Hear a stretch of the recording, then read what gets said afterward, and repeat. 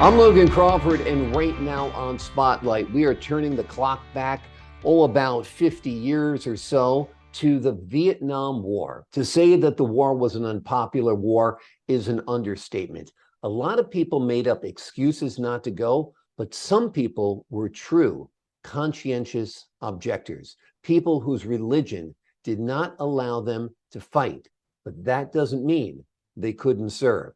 Our next guest, Barry Beaven, is one of those whose religion prevented him from fighting, but didn't keep him from being an asset to the United States. He has documented his journey in an extraordinary book.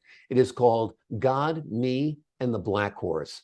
And we are delighted to have him here today as a guest on Spotlight. Barry, thank you so much for joining me here today. Glad to be here. Glad to have you. Quite a journey, I'm sure. It was 1967 or so when you got that dreaded draft notice, like so many American young men, right? Yes. Tell me a little bit about that time in your life and what your reaction was when you got that draft card. Well, I was in college. I had 3 years, but I wanted to be a minister, and then I realized I wasn't ready for it. So I got drafted, and I was positive enough. I wanted to be like Jesus Christ. I didn't want to kill people. So they made me a medic. I learned how to train medics for women's nursing equipment. And I taught medics for about a year, and then they sent me to Vietnam. What was the reaction of the U.S. Army when you told them that my religion forbids me from fighting? You're a Seventh-day Adventist, as I believe. Correct. Did they accept it, or were they skeptical, or were they? It was a different era. Today, everybody is treated compassionately, but back then it was a little bit of a tough era and a tough sell, I'd imagine. Well, it wasn't bad in the sense that because of Desmond Doss and his Medal of Honor, they had accepted all of that. Although I will say that in 1971, there was another person who also had a Medal of Honor who didn't carry a weapon. But they had no problem. They asked me, would you want to be an officer? Because I had a very high college score. And I said, no, because I won't carry a weapon. And they just shifted me down to San Antonio and was trained for the medic. Gotcha. Now, you talked about Desmond Doss. Tell our audience a little bit about who he was and what he did. What an outstanding human being, whether he was a Christian or not. He got decided that he had to go to war because of how bad the war was. He needed to do these things, but he never got a weapon. There was a bit of a fight trying to get the argument of whether you can carry a weapon or not, but he got it arranged, and he went out to the Pacific. He got 2 medals for valor, but the big one was the last war in Okinawa, where he received, found, saved about 75 people overnight, and then the next day, just an astounding person. And he began everything he said. He said, God, find me another man. And it just went all that time. Just an astounding person. Amazing story, an amazing story. Not all heroes have guns, but I think all heroes have big hearts, and he certainly had one of them, and you have one of them too. Tell me a little bit what it was like when you were deployed to Vietnam. Well, number one, yes, I was taught to be a medic, but nobody ever taught me how to be a medic, and I was in the 11th Armored Cavalry.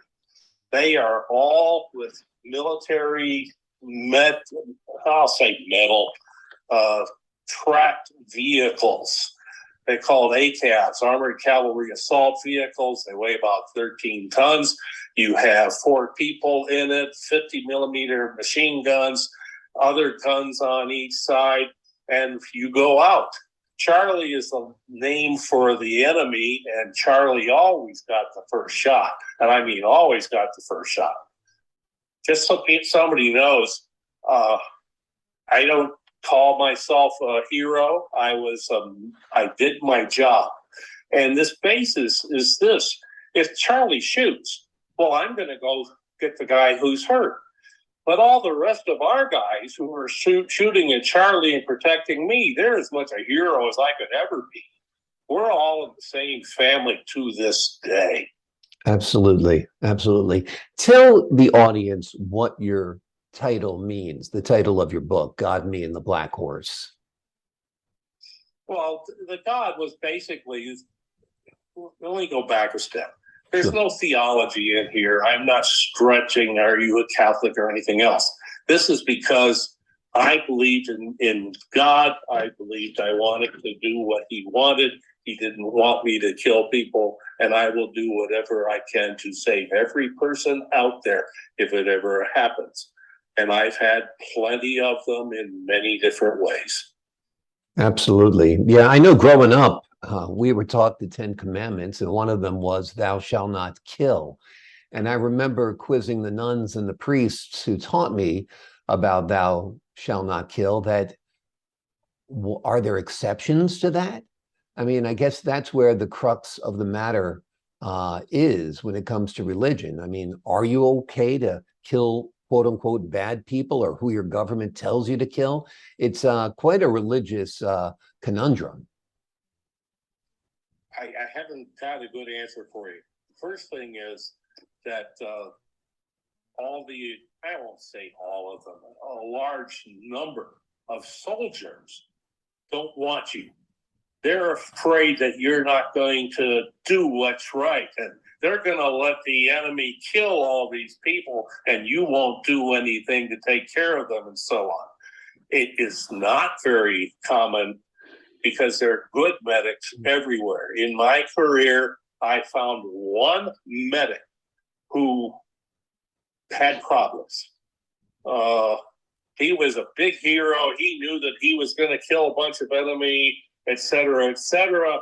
About 3 or 4 months later, he shot himself in his foot because he wanted to get out of there. He was too afraid. That's one. But all the rest of them, now let me stop a second. There are people who know more than there are people than who may not. So I can't say that everybody's perfect, but it isn't because they're trying to be bad or whatever. He just got afraid and he had to leave. I had a young medic who meant a lot, but he didn't know what to do and caused problems. But it wasn't because he didn't try. He just didn't get caught any more than I did. Tell me what inspired you to write this book, you know, a half century after all of this transpired.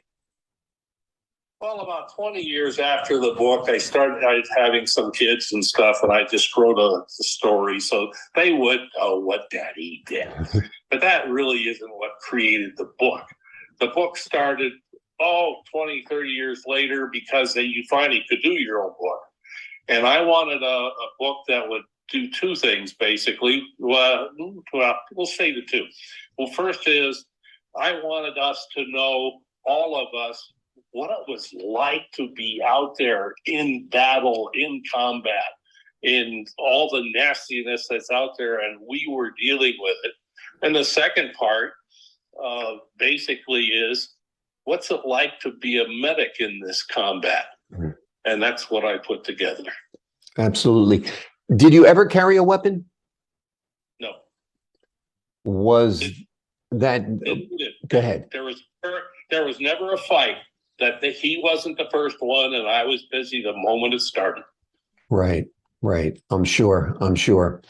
So those 2 years, what kind of impact did they have on the rest of your life? Well, the very first thing that happened to me was a big all-day fight. I did not know a darn thing about how to get on a tank, how to get off a tank, how to go here, how to go there, who's really sick, what am I supposed to do? They didn't teach me anything. A simple little thing which says, I got to get on the back of this vehicle because somebody's hurt there. I didn't know how to do that. I'm sitting here trying to figure out how not to get killed getting on my vehicle. And I finally got up there and got burns on my arm because I didn't know how not to get up there. But you learn that. The first day was the whole day, I knew nothing official.